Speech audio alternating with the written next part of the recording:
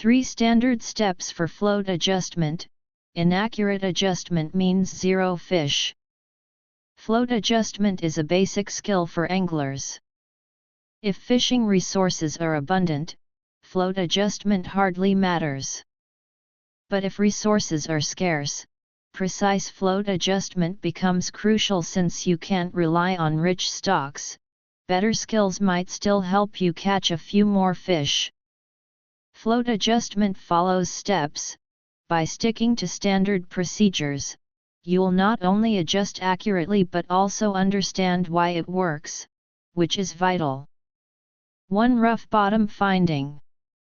Rough bottom finding involves wrapping heavy lead around the lead sinker holder after selecting your fishing spot. Its purposes are multiple. Check if the water depth at the fishing spot is suitable. If not, move elsewhere. Inspect if the seabed around the spot is uneven, e.g., ditches, pits, or ridges. Uneven bottoms are more likely to hold fish. Determine the half water depth for fine adjustment.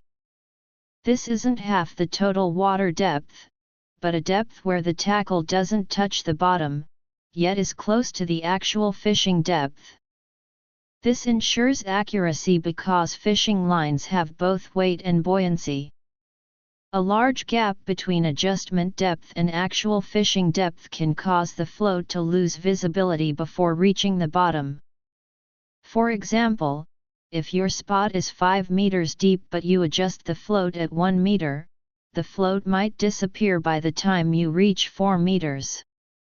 2. Weighing bait and hook. Weighing the bait is sometimes necessary, sometimes not. It's unnecessary for ultra-heavy baits like snails, which will sink the float regardless of adjustment. Any adjusted or fished depth will keep the bait on the bottom. It's also unnecessary for tiny baits like a single red worm, which barely affect the float's visibility. It is necessary for standard baits like pulled or kneaded bait, as it tells you the minimum depth needed for the tackle to touch the bottom. For example, if you adjust to 8 meshes and the float shows 2 meshes with double bait, the tackle touches the bottom when the fished depth exceeds 2 meshes. The higher the fished depth, the more the tackle presses into the bottom, making the setup duller. Weighing the hook is similarly situational, only needed for a low adjustment, high fishing setups. The same low adjustment, high fishing can yield different hooking rates due to varying hook weights, so it's critical for dull setups. A formula: when fished depth, adjusted depth and double hook weight, the lead sinker starts touching the bottom. For example, if you adjust to level water and fish at 2 meshes, but the hooks weigh less than 2 meshes, the lead sinker will touch the bottom. Weighing bait tells you the minimum depth for the tackle to touch the bottom. Weighing hooks tells you when the lead sinker touches the bottom. This explains why adjust 4, fish 2 might have bait on or off the bottom depending on bait weight, and why adjust level, fish 2 could mean both hooks lying flat or the lead touching the bottom, drastically different in sensitivity. 3. Fine-tuning. Fine-tuning isn't done immediately after adjustment, but after fishing for a while. After initial adjustment, you'll refine the bite depth, which often differs from the original setting. Fine-tuning ensures consistent high hooking rates.